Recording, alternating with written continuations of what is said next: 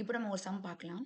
Calculate the modulus of rigidity and bulk modulus of a cylindrical bar of diameter 30 mm and length 1.5 meter. If the longitudinal strain in a bar during a tensile stress is 4 times the lateral strain. Find the change in volume when the bar is subjected to a hydrostatic pressure of 100 Newton per mm square. Take capital E is equal to 1 into 10 power 5 Newton per mm square. So இந்த ப்ராப்ளம்ல நமக்கு என்ன கேட்டிருக்காங்க அப்படின்னா modulus of rigidity கேட்டிருக்காங்க. ரிஜிடிட்டினா C. Modulus of ரிஜிடிட்டியும் shear மாடுலஸும் same தான். And bulk modulus K find out பண்ண சொல்லியிருக்காங்க. அது வந்து ஒரு சிலிண்டரிக்கல் பார் அவங்களே கொடுத்துட்டாங்க.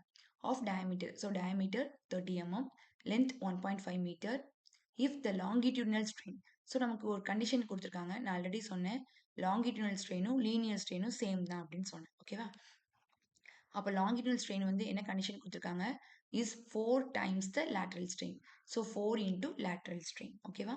Next find the change in volume. நம்ம சேஞ்ச் இன் வால்யூம் நம்ம ஃபைண்ட் அவுட் பண்ணணும். When the bar is subjected to a hydrostatic pressure. So ஒரு ப்ரெஷர் கொடுத்துருக்காங்க 100 newton per mm square. So take E உடைய value 1 into 10 power 5 newton per mm square. So இப்போ நம்ம find out பண்ணலாம். So modulus of rigidity C கண்டுபிடிக்கணும், bulk modulus K கண்டுபிடிக்கணும். So first நம்ம என்ன பண்ணலாம் அப்படின்னா, நமக்கு ஒரு கண்டிஷன் கொடுத்துருக்காங்க.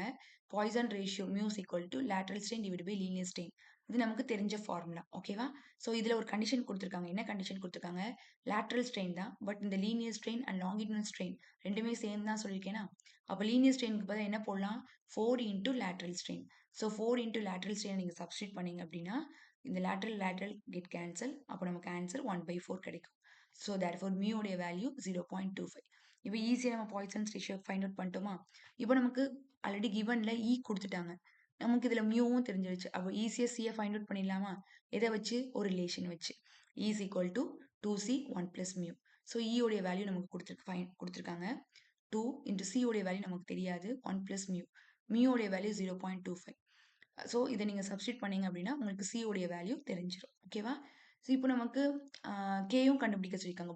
பல்க் மாடுலஸ் ஃபைண்ட் அவுட் பண்ண சொல்லியிருக்காங்க. அப்போ நமக்கு இன்னொரு ரிலேஷன் தெரியும். E is equal to 3k 1 minus 2 mu. ஓகேவா? அப்போ E உடைய வேல்யூ நமக்கு தெரியும் 3k. மியூ உடைய வேல்யூ நீங்கள் சப்ஸ்டியூட் பண்ணிட்டீங்க அப்படின்னா உங்களுக்கு இதுலேருந்து கே உடைய வேல்யூ ஃபைண்ட் அவுட் பண்ணிடலாம். ஓகேவா? ஸோ இப்போ நம்ம ஷியர் மாடுலஸும் கண்டுபிடிச்சாச்சு, பல்க் மாடுலஸும் கண்டுபிடிச்சாச்சு. ஸோ லாஸ்ட் என்ன கண்டுபிடிக்கணும்? Change in volume. இந்த சேஞ்ச் இன் வால்யூம் எங்கே இருக்கும் அப்படின்னா எந்த ஃபார்முலாவில் வரும் அப்படின்னா, so bulk modulus is equal to direct stress divide by volumetric strain அப்படின்னு நம்ம ஒரு ஃபார்முலா படிச்சிருப்போம். ஸோ இப்போ வந்து ஓகேவா? அப்போ வால்யூமெட்ரிக் ஸ்ட்ரெயின் ஆனது change in volume divide by original volume. ஸ்ட்ரெயினாலே change in volume divide by original. ஓகேவா? பட் எது சேஞ்ச் ஆகுது? வால்யூம் சேஞ்ச் ஆகுதுனால வால்யூம் சப்ஸ்டியூட் பண்ணிக்கும். இதில் இருக்கிற இந்த சேஞ்ச் இன் வால்யூம் தான் நம்ம ஃபைண்ட் அவுட் பண்ணணும். ஓகேவா? ஸோ இப்போ இந்த வால்யூமை நம்ம எப்படி ஃபைண்ட் அவுட் பண்ணலாம் அப்படின்னா A இன்டூ எல். ஓகேவா? Area into length. இது சிலிண்டரிக்கல் பார்னால π/4 into D square into L. So π/4 D உடைய வேல்யூ 30, எல் உடைய வேல்யூ 1500. ஸோ இதுலேருந்து நமக்கு V உடைய வேல்யூ நம்ம ஈஸியாக ஃபைண்ட் அவுட் பண்ணிட்டோம். ஸோ இங்கே பாருங்க பல்க் மாடுலஸ் நம்ம இப்போ தான் ஃபைண்ட் அவுட் பண்ணோம். இந்த answer is equal to direct stress, அந்த ஹைட்ரோஸ்டாட்டிக் ப்ரெஷர் கொடுத்துருக்காங்களா? ஸோ அந்த ஹைட்ரோஸ்டாட்டிக் ப்ரெஷருடைய வேல்யூ ΔV நமக்கு தெரியாது. அதான் நம்ம சேஞ்ச் இன் வால்யூம் தான் நம்ம ஃபைண்ட் அவுட் பண்ண போகிறோம். V உடைய வேல்யூ நமக்கு தெரியும். ஸோ இங்கே இருக்கிற கீழே இருக்கிற டினாமினேட்டர் இது மேலே போகும்போது என்ன ஆயிடும்? நியூமினேட்டருக்கு போயிடும். ஓகேவா? ஸோ 100 இன்டூ இப்போ இங்கே இருக்கிற டினாமினேட்டர் மேலே போகும்போது நியூமினேட்டருக்கு போயிடும். ஸோ அப்போ இந்த ஆன்சர் வரும் இன்டூ ΔV. நம்ம எதை ஃபைண்ட் அவுட் பண்ணோம்? ΔV தான் ஃபைண்ட் அவுட் பண்ணோம். அப்போ இதை கிராஸ் மல்டிப்ளை பண்ணிக்கலாமா? ஸோ கிராஸ் மல்டிப்ளை பண்ணால் நமக்கு இந்த மாதிரி வரும் கிடைக்கும். நமக்கு இதில் ΔV தான் வேணும். அப்போ இங்கே இருக்கிற மல்டிப்ளிகேஷன் நமக்கு ரைட் ஹேண்ட் சைட் போகும்போது டிவைடில் கொண்டு போயிடும். நெக்ஸ்ட் இதை நீங்கள் கேல்குலேட் பண்ணிங்கன்னா உங்களுக்கு இந்த ஆன்சர் வரும். இப்போ வால்யூம் கொடுத்துருக்கிறதுனால நம்ம யூனிட் எப்படி போடணும்? கியூப்ல எழுதணும். ஓகேவா?